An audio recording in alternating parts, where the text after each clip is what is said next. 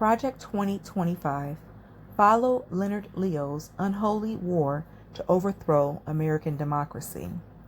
They are highly organized people who successfully overthrew the oldest democracy in the world in The Handmaid's Tale.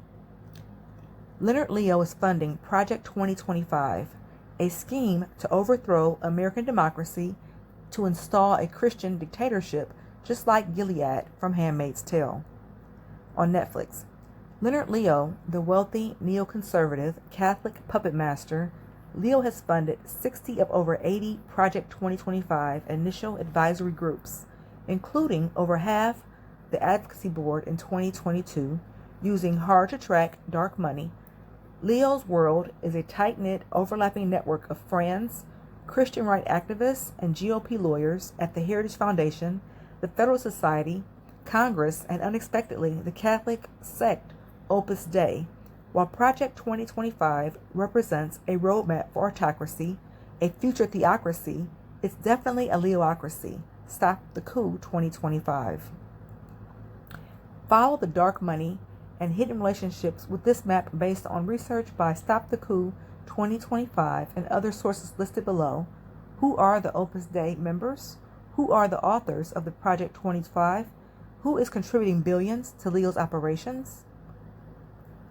Leonard Leo, who co-chairs the Federalist Society, the influential conservative lawyers network in Washington, is known as the architect of the Supreme Court's conservative supermajority. Leo served as former President Donald Trump's judicial advisor, helping him select 3 justices while simultaneously directing the dark money campaigns to boost their confirmations. His network has spread money around to help bring cases before the Supreme Court, determine which cases the justices consider, and influence the court's decisions. With success has come public attention. Leo's summer home in Maine has become the site of regular protest. He's also attracted legal scrutiny.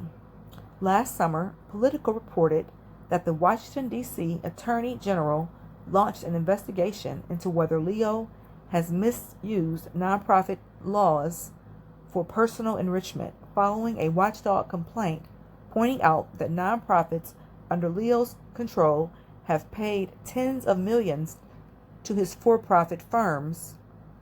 Rolling Stone.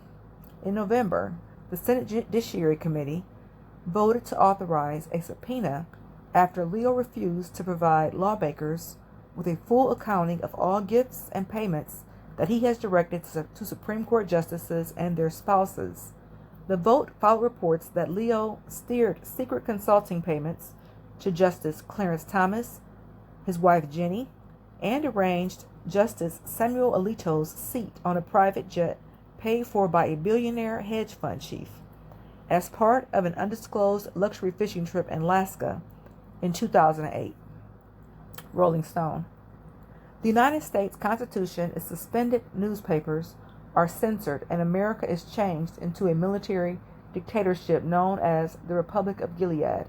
The new regime moves quickly to consolidate its power, overtaking all other religious groups, including Christian denominations.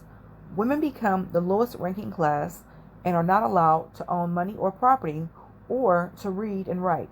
Most significantly, women are deprived of control over their own reproductive functions. Wikipedia. The commanders drawing up the blueprints for the new Gilead Society that divides women into rigid castes back when they weren't commanders, but then just dudes with an outsized sense of self-importance.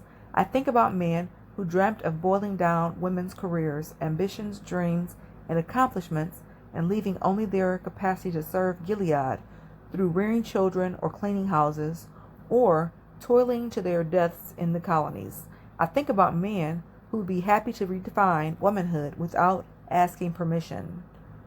The hate-fueling Gilead cannot be ascribed to one unidentifiable figure or movement, but rather on an amorphous collective of enemies that once hid in plain sight, All we'll know about the orchestrations of Gilead is that they drank the same cocktails of fear, loathing, and conservatism.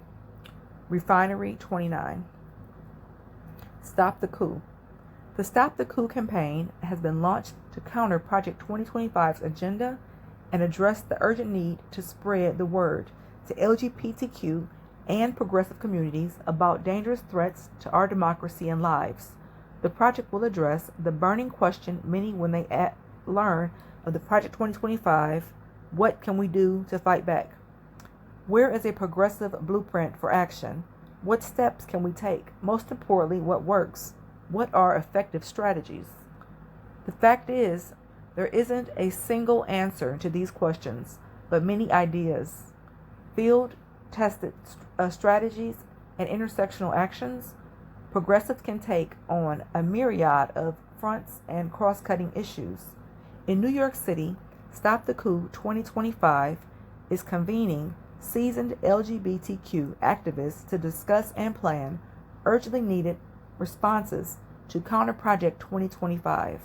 Stop the Coup 2025's website is under development to provide